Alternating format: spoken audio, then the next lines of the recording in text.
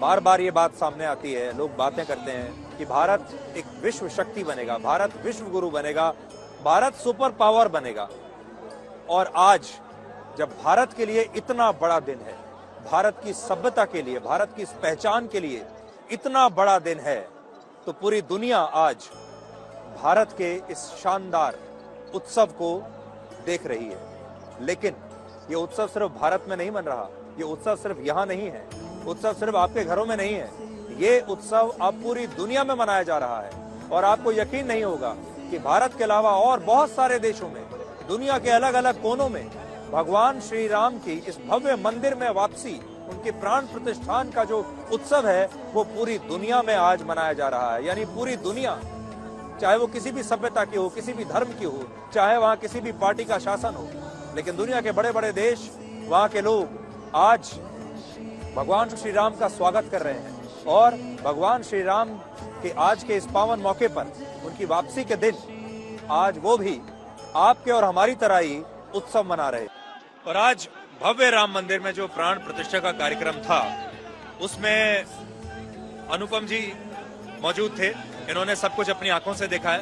In fact मैं और अनुपम जी साथ साथ ही बैठे हुए थे, लेकिन अनुपम जी बहुत ही ध्यान से, बहुत उसका एक अनुभव लेते हुए, उसे अपने अंदर शरीर में, अपनी आत्मा में उसे एक तरीके से प्रवेश उसको देते हुए, उस पूरे प्राण प्रतिष्ठान के कार्यक्रम को बहुत ध्यान से उसको देख रहे थे।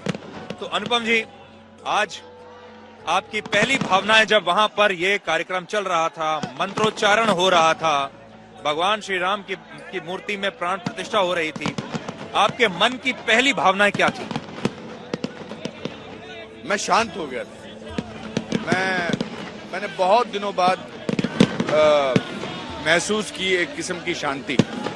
मेरे दादाजी हमेशा कहा करते थे कि वो अयोध्या जाना चाहते थे, मगर नहीं आए वो यहाँ पर। थोड़े रूठे हुए थे कि हम जहाँ भगवान राम नहीं है वहाँ पर उनको आना नहीं अलाउड है, मैं नहीं जाऊँगा। तो आज मैं उनको, इसीलिए मैं कश्मीरी वेशभूषा में आया था, उनको लेकर आया था मन में, हमारे सारे पूर्वजों को लेकर आया था। जब मैं पहुंचा तो मैं बहुत ही भाव विभोर था। ऐसी भावनाओं को शब्दों में पिरोना बहुत ही कठिन है। और फिर मैं बहुत बार अपनी लाइफ में इमोशनल होता हूँ, मैं फिल्म भी देखता हूँ, इमोशनल होता हूँ, चीजें देखता हूँ, लेकिन आज मेरे आंसुओं का बांध टूट गया था।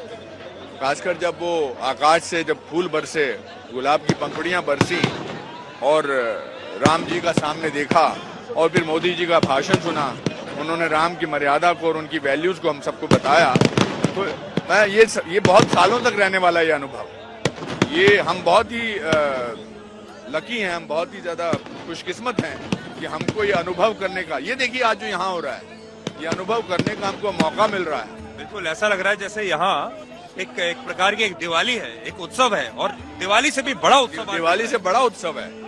आज रॉकस्टार रामचंद्र जी हैं और दुनिया के अकेले रॉकस्टार हैं, और ये सारी जो भावनाएं, जो सारी आपको नजर आ रही हैं, ये राम के प्रति है।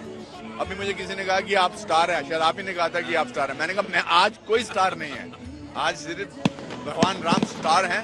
और देखिए, मैं एक बात और कहना चाहता हूं कि प्रधानमंत्री ने जिस तरह से पिछले 11 दिनों में इस पूरी भावनाओं को लोगों के सामने पहुंचाया, खुद त्याग की भावना को लेकर, आई थिंक उसमें एक बहुत आत्मीयता थी, उसमें एक बहुत ही आत्मिक भाव था। आज जब प्रधानमंत्री वहां ये पूरा अनुष्ठान कर रहे थे, आपने भगवान राम को वहां महसूस किया? बिल्कुल महसूस किया, बिल्कुल महसूस किया। मैं कल रात शाम से ही अयोध्या में जब से आया हूँ, मुझे भगवान राम की मौजूदगी बिल्कुल महसूस हो रही है। और आज तो बहुत बिल्कुल हुआ। आज जब राम के बारे में जिक्र हो रहा था, जब भजन चल रहे थे, फिर मैंने बहुत देर तक आंखें मूंद ली थी। आंखें मूंद के मैंने राम जी को महसूस भी किया। अभी भी आंखें बंद कर रहा हूँ तो मुझे राम जी कहीं ना कहीं नजर आ रहे हैं। ये बातें आज कह सकता हूँ मैं, पहले कहता तो लोग सोचते पागल हो गया है। लेकिन ये क्या होता है, मेडिटेशन क्या होता है? मेडिटेशन मेरे हिसाब से ये भी होता है कि जिसको आप देखते नहीं है उसको अगर देख पाए तो ये मेडिटेशन होता है।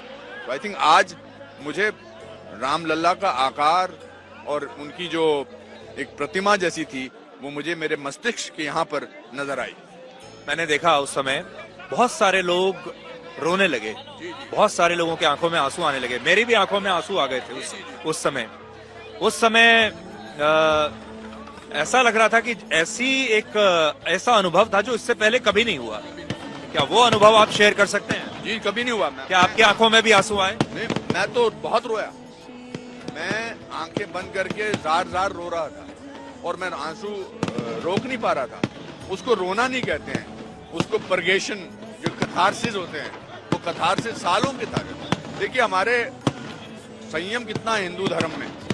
हिंदू धर्म का संयम देखिए कि उन्होंने भगवान को एस्टेब्लिश करने के लिए भी सुप्रीम कोर्ट से जब तक ऑर्डर नहीं आया तब तक, ये मर्यादा पुरुषोत्तम राम का संयम है। वरना अपने ही देश में हम भगवान को नहीं ला सकते हैं। तो वो फिर कश्मीर में मैंने इतने मंदिर टूटे हुए देखे, पुराने जितने, जब मुगल आए उन्होंने सारे मंदिर तोड़े और वो सब खंडन मंदिर थे। मैंने उनके बारे में सोचा जो वहां पुजारी होते होंगे, जो वहां लोग होते होंगे। कश्मीर में जनेऊ निकाल के लोगों को इतना मारा गया था कश्मीरी पंडितों को।